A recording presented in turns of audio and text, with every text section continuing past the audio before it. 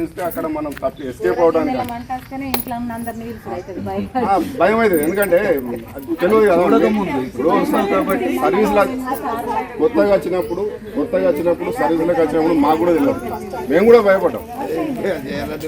ఇప్పుడు గోదావరి కన్నా నేను జాబ్ చేయగా అది ఒక సర్కిల్ ఉంది, వైఎస్పూర్లో ఒక సర్కిల్ ఉంది.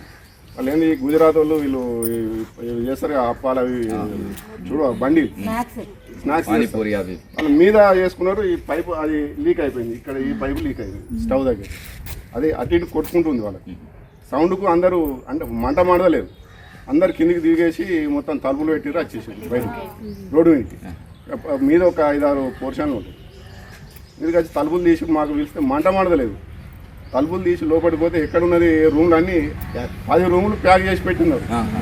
ఒక్కొక్కటి మెల్లగా తీసుకుంటా చూస్తే ఏమన్నా ప్రతి ఒక్క రూమ్లో అటు ఇటు కొడుతుంది. రెగ్యులేటర్ బంద్ చేయడం వచ్చింది. అంటే తెలియక చాలా జరుగుతుంది. ఒక షాపులో వచ్చేసిండు, పూజ చేసుకున్నాడు, దీపం ముట్టించాడు. పెళ్ళికి పోవాలి 11:30 దాకా ఉన్నాడు, దీపం ముట్టించాడు, పూజ చేసుకున్నాడు. ఇక్కడ పట్ట వాటి ఫంక్షన్ హాల్లో పోయి భోజనం చేసి వస్తా అని పోయింది పెళ్ళికి. తలుపులు పెట్టేది మొత్తం షెటర్ వేసేది. ఆయన పోయిన తర్వాత అందులో ఆక్సిజన్, ఆ వేడి దీపానికి అందులో ఉన్న ఆక్సిజన్ అంతా హీట్ అయిపోయింది. దానికి ఆక్సిజన్ తీసుకుంటుంది కదా, ఆక్సిజన్ అంతా హీట్ అయిపోయి మీద థర్మాకోల్ సీట్ ఉంటుంది కదా, దానికి అంటుకుంది. అదంతా కరిగిపోయింది. బట్టలేం కావాలి అనేది రెడీమేడ్ షాప్, బట్టలేం కావాలి. అవన్నీ ఏమైనాయి అంటే కొత్తవి కాబట్టి హీట్ అయిపోయి దగ్గరికి వచ్చేసి ఆ పొగ అంతా మొత్తం బట్టలకు పట్టుకుంది. బట్టలన్నీ కొత్త బట్టలన్నీ దగ్గరికి వచ్చేసి సైజు మారిపోయింది. కాలింది నేను అదే ఆయన వచ్చి చూసేసరికి బట్టలని ఎంత భోజనం చేసి వచ్చింది. అరగంటలో మొత్తం దుకాణం పోయింది, అక్కడ రాదు.